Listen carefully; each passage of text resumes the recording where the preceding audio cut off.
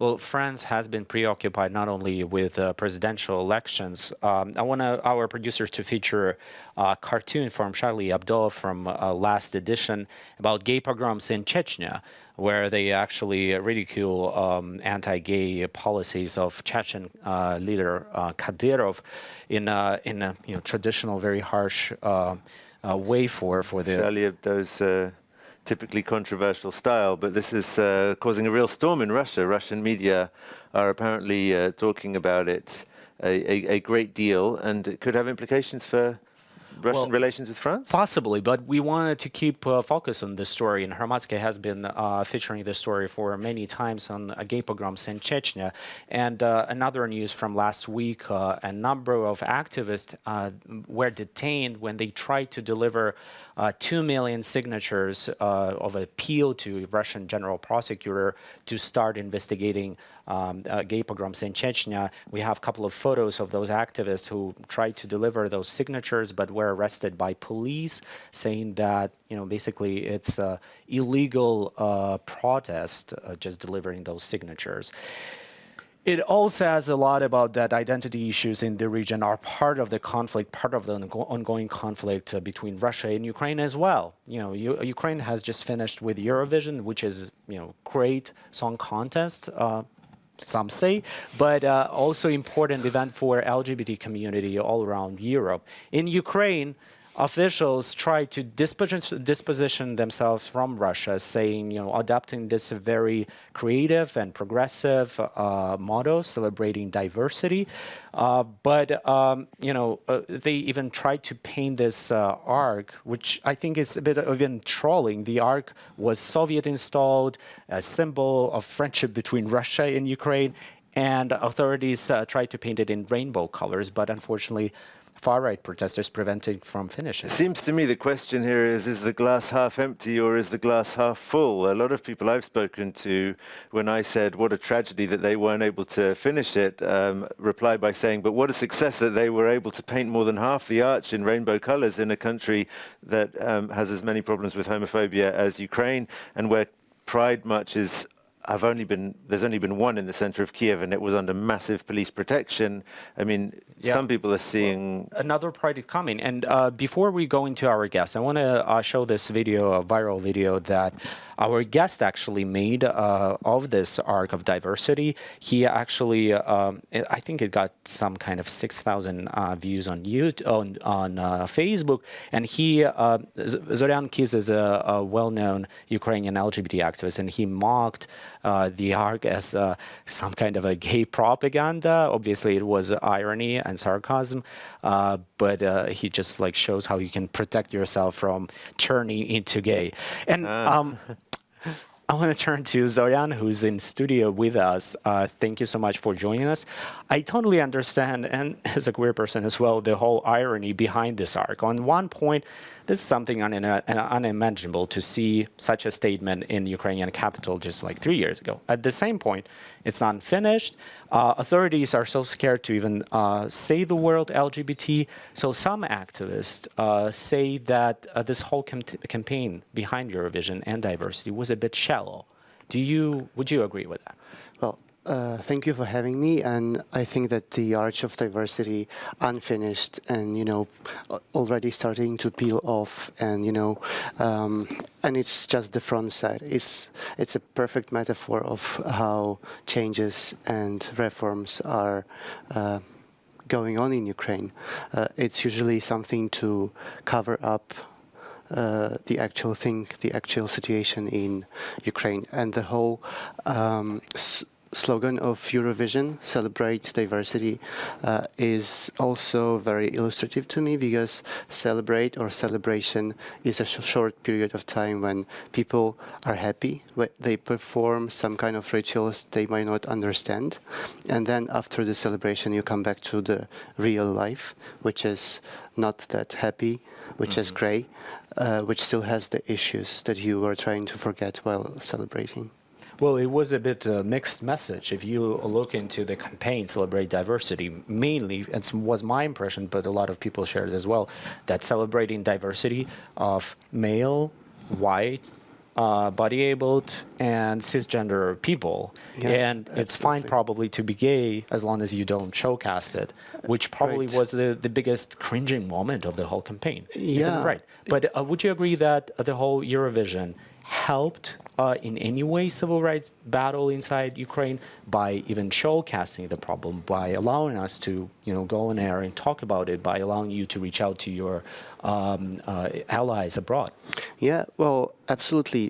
It helped us start the discussion in the society, which we probably wouldn't have been able to start without the slogan and the Eurovision. The Arch of Diversity as an art project actually started 2 weeks before the Eurovisions, and the discussion was great. Many people were involved, and at the end of the day, at the end of the discussion, the far-right people, they really looked stupid. They looked silly, because most of the people actually supported the idea of diversity and equality, and they just were laughing at at the far right, who were so scared of a rainbow. They were so scared of probably turning gay.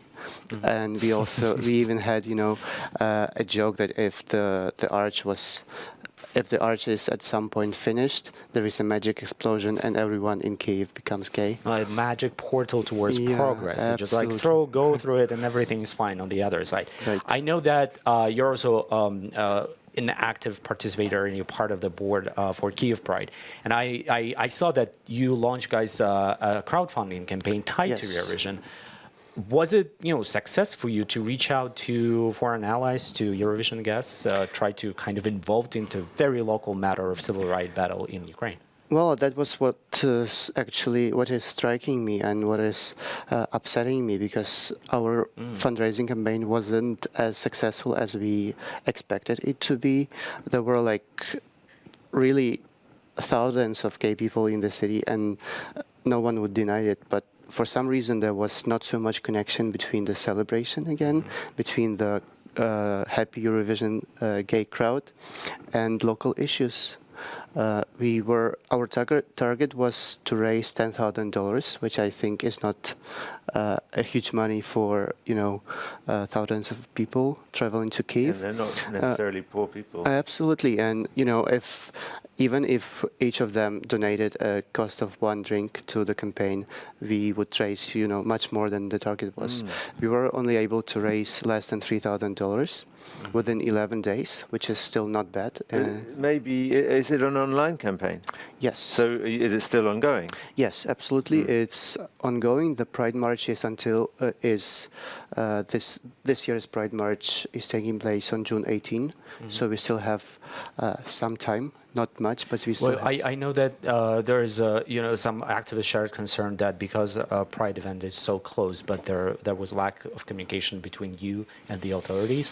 By the time of this year, last year, by this time, it was already statements from the police that there's going to be protected statements from the some important members of the government or parliament. Why there are no talks at the moment about the security situation? Well, we've been trying to schedule a meeting with the police for multiple times since January this year. So it's been a good 5 months since we are talking to the police and trying to schedule the meeting. I hope the only reason why we haven't met yet was the Eurovision, with enormous preparations and enormous numbers of the police in Kyiv. The number of the police was some 10,000 policemen, and then coordination with the National Guard and so on. It's a huge operation. So I hope that was the only reason why we haven't met yet. We are hoping to meet the police early next week, so basically tomorrow. And we do want to discuss some organizational matters with the police, such as the length of the march, because according to most of the participants from the last year, the march was too short. It ended basically almost right after it started, and we are not aiming big. Last year's march was 750 meters. We hope to double the distance this year and also to more than double the number of participants. It was 2,000 participants last year. We hope for 5,000 participants this year. And That's very optimistic. absolutely, yes. Well, I can only remain optimistic, with the situation in Ukraine. Well, we'll keep following on the topic, obviously. Good luck with the Pride. But also, I think that we want to now close the show with some reports from last night. Eurovision, which is a great event for Ukraine that tries to restore its image. It was certainly a very jolly event. I was there in the fan zone, and I had a better time than I was expecting. Really? Well, I decided to sleep, but I heard that a lot of people got satisfied with the organizing. Unfortunately, not all messages were channeled, but at the same time, a lot of people had fun, and it's so important in harsh times for the region as they are. Well, we'll leave you with that report. My name was Maxim Aristavi, was a co-host, and was happy to be here. And I've been Gulliver Crag. Thank you very much for joining us. Keep updated through Hromadske Twitter and website and .hromadske.ua, and have a nice week.